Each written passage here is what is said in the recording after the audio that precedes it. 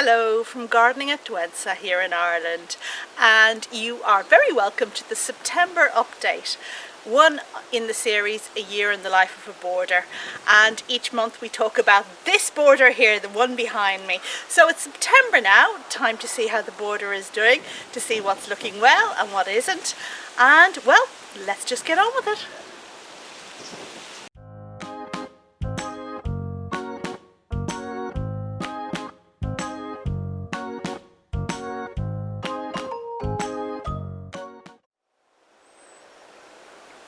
It's a beautiful sunny September day today, so I thought now is the moment to seize it and make a video of the border as the sun hits it.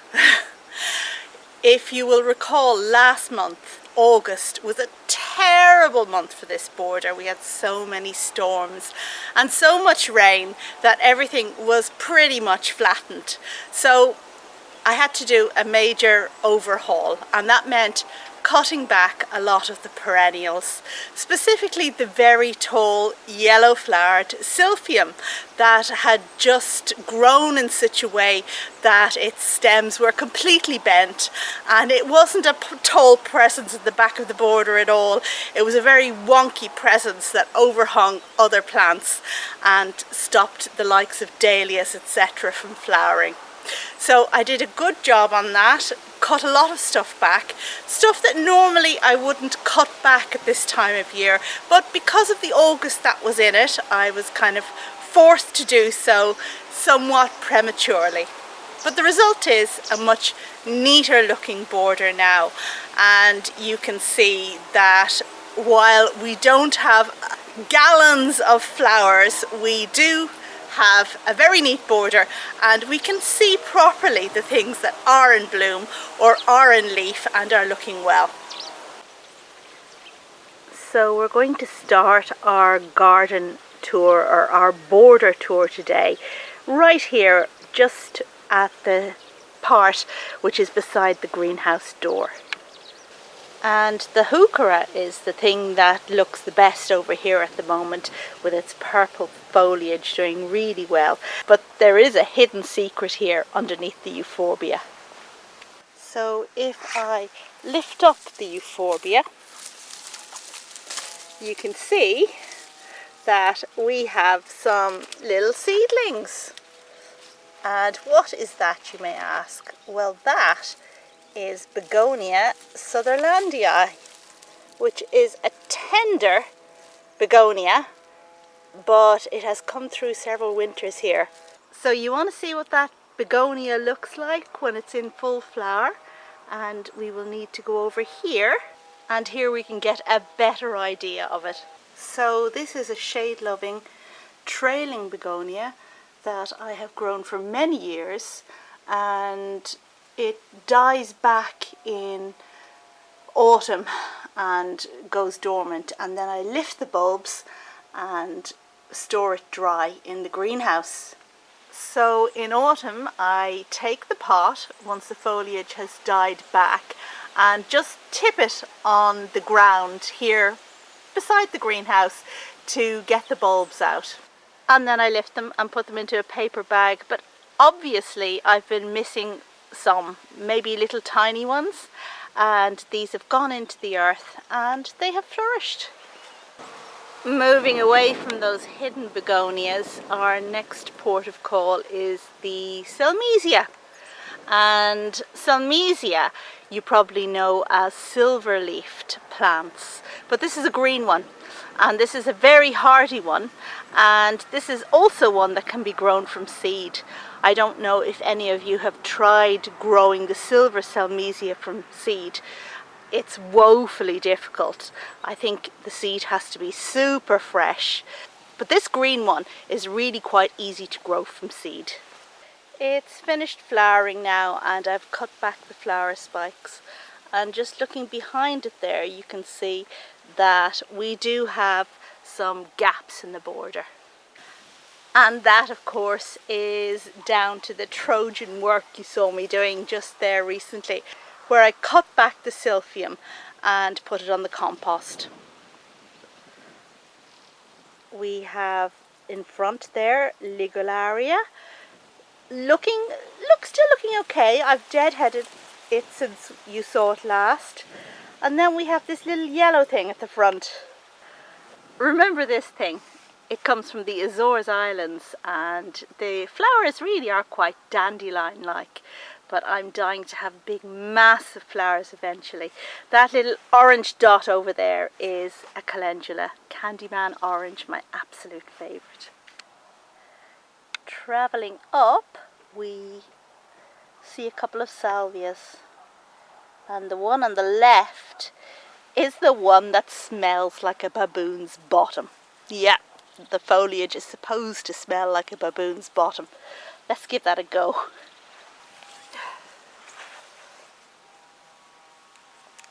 Okay, so the moment of truth.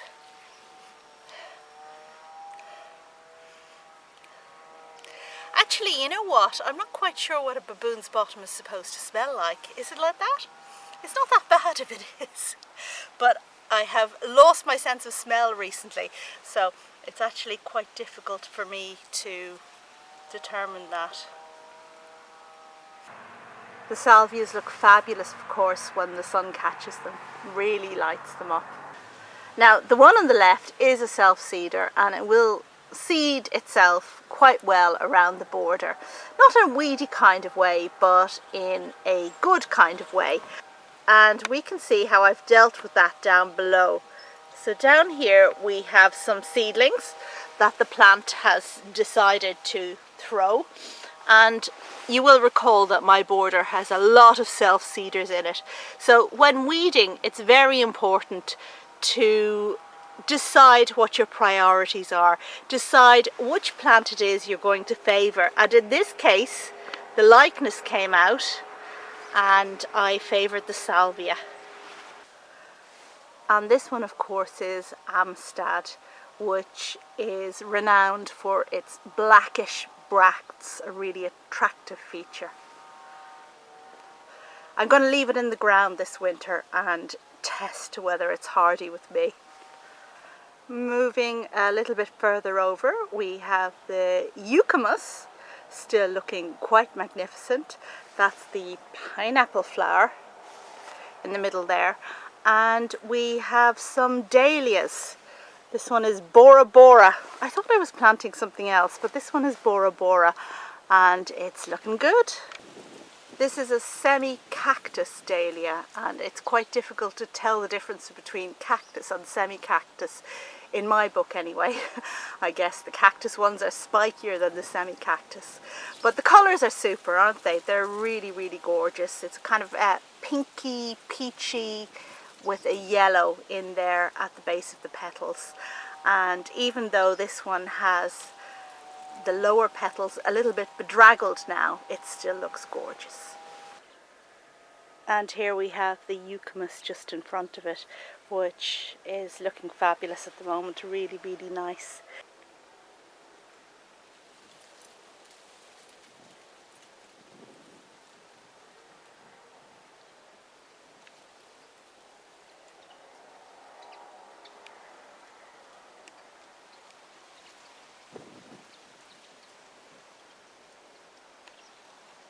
And this hoop is doing a great job of holding up that spike. But what I wanted to show you was the Joe Pyeweed, or the Eupatorium there at the back. And this is certainly the tallest plant I have in this border at the moment, well, except for the Daphne. And I really must say the Eupatorium does a great job of holding itself aloft without any staking. And there's so much to be said for that.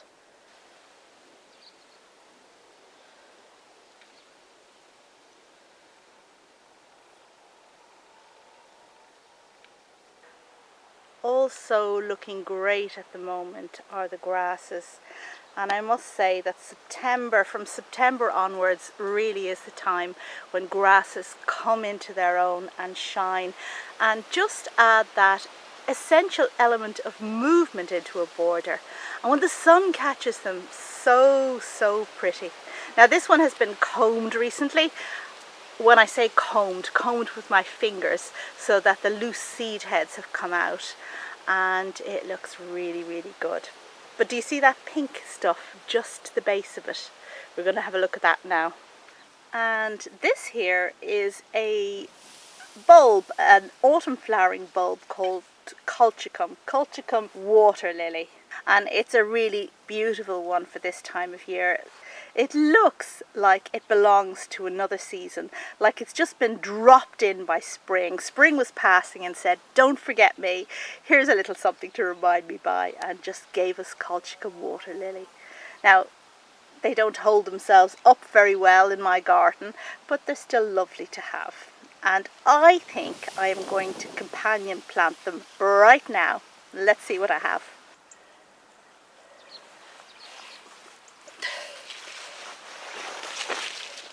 Take a look at this. Now this is a gentian, and it's not open fully because I had it in the shade just now, but it is a vibrant blue, and I'm thinking this blue together with the pink of the colchicum could look absolutely amazing. So I'm going to plant the gentian here. I think if I move the little hedgehog over, we're going to put it here. But I need to be careful because, as you recall, I have glory of the snow bulbs planted in here somewhere, so I have to be careful not to dig them up, or if I do dig them up, to replant them. Now, I've never had any luck with gentians before because something that says it needs well-drained and moist soil, I mean, where do you go from there? But I think maybe what I've been doing wrong is not giving them enough sun. So in my climate, where it's kind of dull, you really need to give them full sun. So I think this is about as full sun as it gets. So we're going to try and put this in here. And I am just, as I excavate, finding some more colchicums that need to be reburied, but not to worry. Okay, gentian out of its pot. Not a really vigorous root run, kind of a wimpy plant, but we'll forgive it if it does well. And now we just put the soil around, and you'll have to check back next year in a garden tour to see if they did well for me and whether they come back and flower. And of course, let's not forget the colchicum I dug up. Where are we going to put you? We'll put you over here.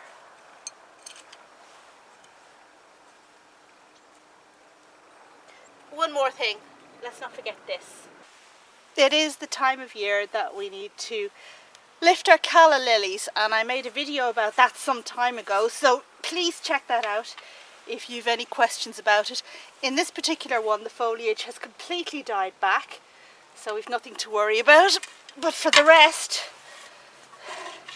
I guess if you have some faded leaves now at this stage, you could cut them off. Out it comes. Lots of roots, but don't worry about that. The roots will, well, they won't survive anyway. But the bulbs will grow new roots in spring when I pot them up again. Well, a lot of them will dry up anyway over winter, and then just removing the bulbs like that, and I will leave these on a shelf in the greenhouse to dry out before I store them in a paper bag.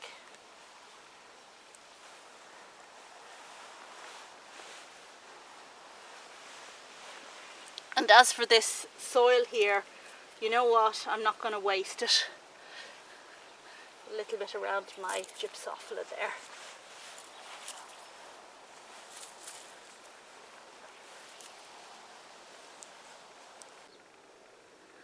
And leaving that all behind, we move over here to a more business end of the border, where we have this ugly tree stump.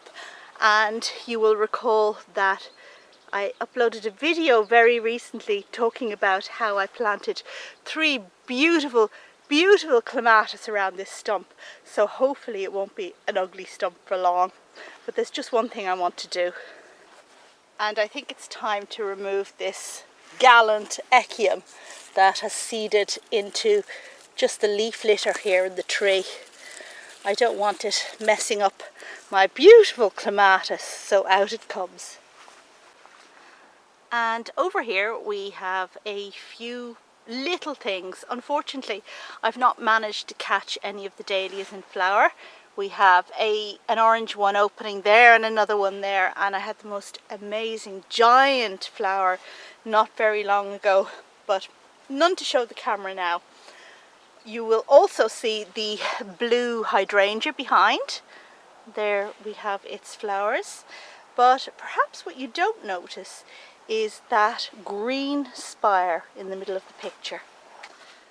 And this is the ginger, the Hedychium, that I brought back from the Azores Islands 2 years ago. It was a plant that had been dug up.